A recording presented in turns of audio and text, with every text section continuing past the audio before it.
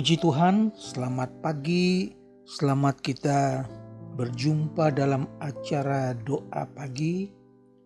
Kita mengucap syukur, Tuhan sungguh baik. Sebelumnya mari kita berdoa.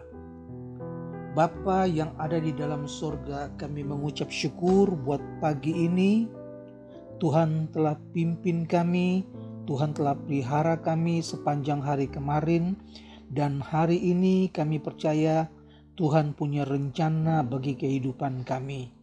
Kami mau pakai waktu yang pendek di hari yang baru ini untuk mendengarkan firman-Mu. Kami mau nikmati hadirat Tuhan, kami mau menyembah Tuhan, dan kami percaya rencana Tuhan yang indah bagi kami akan Tuhan berikan untuk hari ini. Terima kasih Tuhan, kami berdoa dalam nama Tuhan Yesus Kristus. Amin. Saudara, tema buat pagi hari ini adalah Yunus pasal 1 ayat yang kedua. Bangunlah, pergilah ke Niniwe.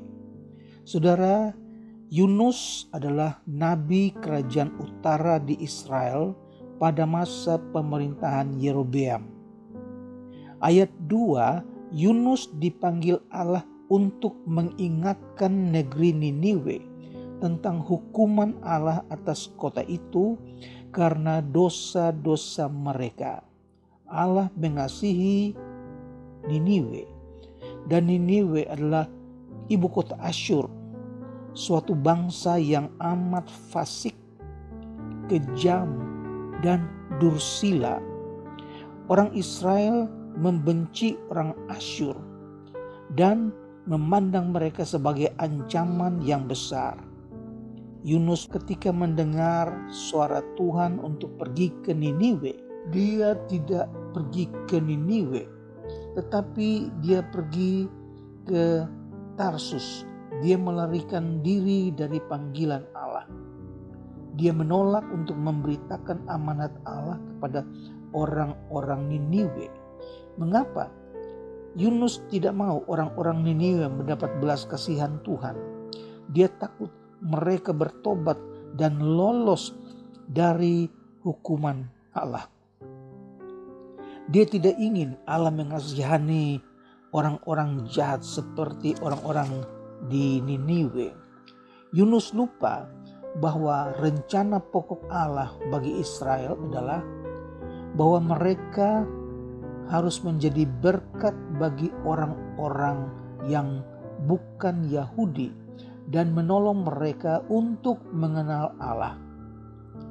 Saudara, Kristus telah memanggil gereja untuk menunaikan tugas misi yang bahkan lebih besar dari tugas Yunus.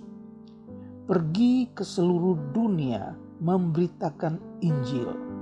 Saudara, ketika Injil sudah sampai ke seluruh dunia, maka Yesus akan datang kembali. Saudara, Yunus tidak mau pergi ke Niniwe. Dia tidak ingin orang-orang Niniwe mendapat belas kasihan, saudara-saudara.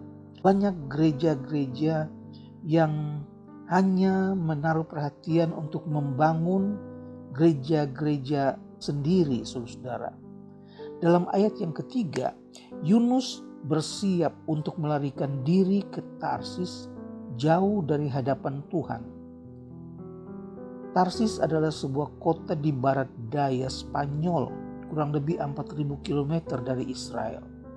Tarsis merupakan tempat terjauh ke arah yang berlawanan dengan Niniwe, kota yang harus ia pergi memberitakan firman Tuhan. Dia pikir kalau dia pergi ke Tarsis, dia akan aman, tidak akan diketahui oleh Tuhan. Tetapi Tuhan menurunkan angin ribut ke laut ketika Yunus sudah membeli tiket untuk naik ke kapal dan dia sudah ada di kapal. Dalam perjalanan tersebut Allah menurunkan angin ribut ke laut, lalu terjadilah badai besar sehingga kapal itu hampir-hampir terpukul hancur. Allah mengirim badai besar untuk meyakinkan Yunus agar Yunus mentaati panggilannya. Karena ketidaktaatan Yunus, nyawa para pelaut yang ada di kapal itu menjadi terancam bahaya besar. Saudara, jikalau kita tidak serius mengabdi kepada Allah dan kehendaknya sebagai penolong dalam hidup kita, dalam keluarga kita, dan orang-orang lain akan ikut menderita juga, sebagaimana yang dilakukan oleh Yunus ketika dia tidak mentaati firman Tuhan. Maka Allah terus mengejar di mana Yunus berada. Dia pikir dia aman dari penglihatan Allah. Ketika Yunus tertidur di bawah, tempat yang paling di bawah, orang-orang di kapal itu sudah mulai ketakutan. Mereka mulai membuang sebagian barang-barang dan akhirnya mereka katakan, mari kita ambil undi. Dan ketika mereka sedang mengambil undi itu, Yunus lagi tertidur nyenyak. Ketika hidup para pelaut sedang terancam bahaya besar, hamba Allah ini tertidur dan tidak peduli. Dewasa ini ada juga orang gereja yang tertidur dan tidak peduli dengan orang-orang yang susah. Sekalipun di sekitar mereka ada orang yang sedang binasa, sedang menuju kepada kebinasaan secara rohani dalam badai kehidupan. Saudara, pengalaman dari Yunus juga menjadi pengalaman bagi kita. Allah mengasihi dunia ini dan Allah menugaskan kita orang-orang percaya untuk menginsafkan dunia dengan firman Tuhan. Saudara, mari kita buang undi.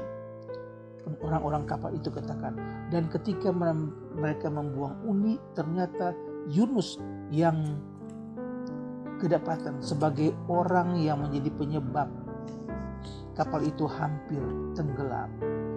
Dan Yunus sadar, Yunus katakan, campakkanlah aku ke laut. Dan Yunus memang sudah siap mati. Yunus dibuang ke laut.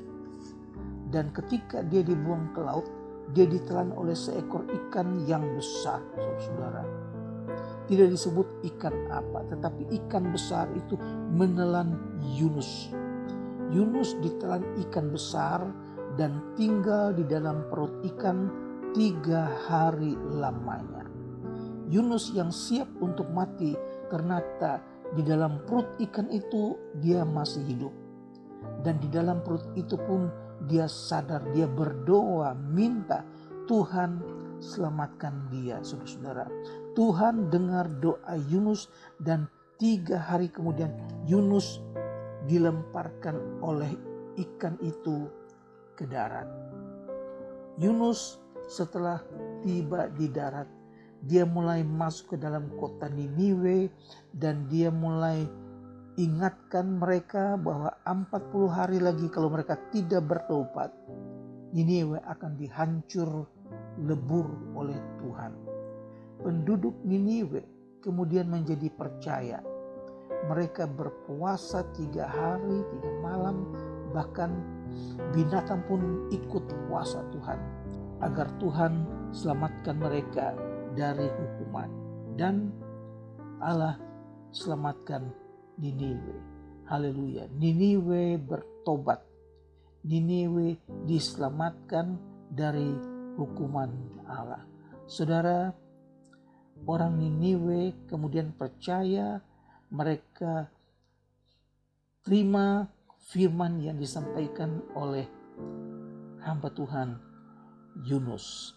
Pengajaran tentang Yunus, kita dapat belajar bahwa tugas kita adalah memberitakan Injil kepada orang-orang yang belum percaya. Ketika kita melarikan diri, kita juga akan mengalami pengalaman pahit seperti Yunus. Tuhan kiranya tolong kita sekalian supaya hidup kita ini bukan hidup seperti Yunus yang melarikan diri karena tidak ingin melihat orang-orang berdosa itu bertobat. Kita harus memiliki kasih sebagaimana Tuhan mengasihi orang-orang berdosa. Kita juga mempercayai Allah kita, juga kita mengasihi orang-orang berdosa. Beritakan firman supaya mereka selamat. Puji Tuhan, Tuhan kiranya tolong kita sekalian, kerinduan kita supaya Tuhan pakai mulut bibir kita untuk memberitakan Yesus Kristus kepada orang lain. Untuk itu kita perlu kuasa yang dari Tuhan. Roh Kudus turun ke atas kamu, kamu akan mendapat kuasa dan kamu akan menjadi saksiku di Yerusalem, Yudea, Samaria, bahkan sampai ke ujung bumi. Jadi ketika kita sudah siap untuk bersaksi, kita ingat firman Tuhan, kalau Roh Kudus turun atas kamu, kamu akan menjadi saksiku. Puji Tuhan, kita minta supaya Tuhan berikan kita kuasa yang dari Roh Kudus.